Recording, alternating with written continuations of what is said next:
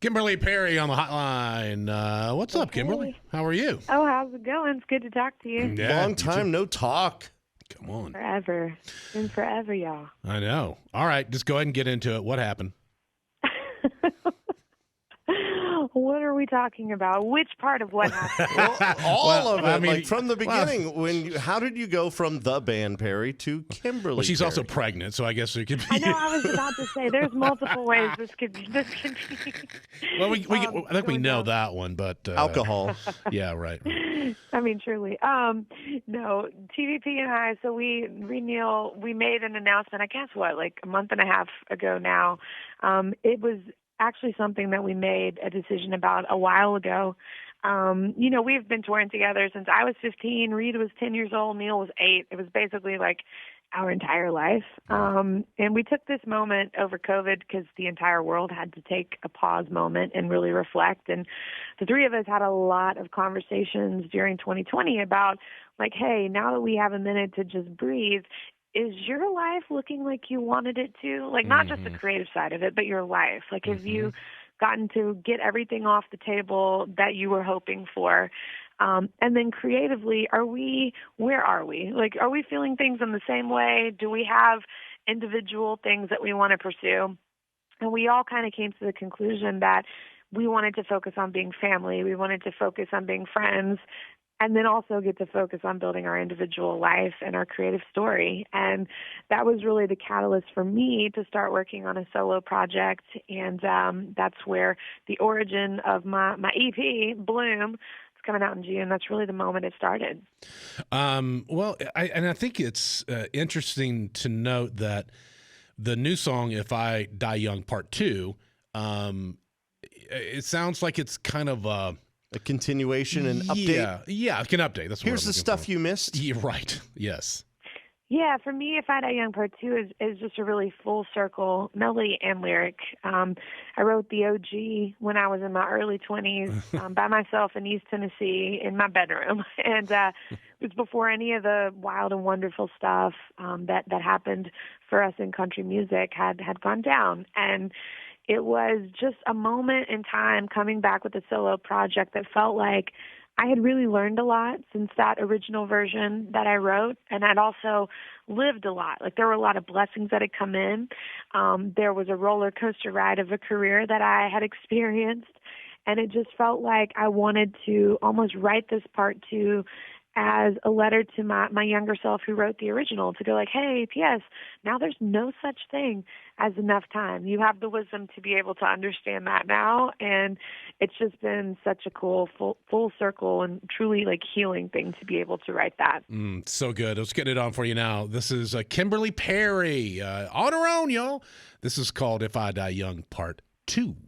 Kimberly Perry joining us, the new song, If I Die Young, Part 2, and the new EP coming out on June 9th. Looking forward to that. I think both of us love the production of the new one, too. It updates everything. Yes, it sounds so good. Thank you so much. Jimmy Robbins actually cut that for me. And, one thing I noticed with the original If I Die Young live is, like, people kind of want to party on that song. Like, it's not really as much a somber moment as it is a big moment in the show. And so when we recut it, I was like, we need to get this higher and we need to get this faster.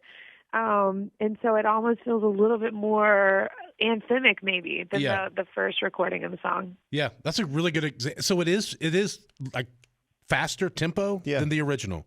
I guess. We're about 10 beats per minute faster, and then it's a whole step higher. And everyone sings along, don't they, in concert? Everyone just does the whole, if I die. I can hear, I can see it. Can you do that again? It's true. Like, the sober voices are singing, the drunken voices are singing. It's a good moment. Yeah. All right, Kimberly Perry's with us. We'll come back. We'll talk more with her on the way. Stand by. All right, Kimberly Perry is joining us. The new song, If I Die Young, Part 2, is out. She is got a baby going. That's happening. It's a boy, girl. What do we know yet? It's a boy. He's coming the last week of August. Okay. Is this your first? It's been so long since we've talked. I don't even know.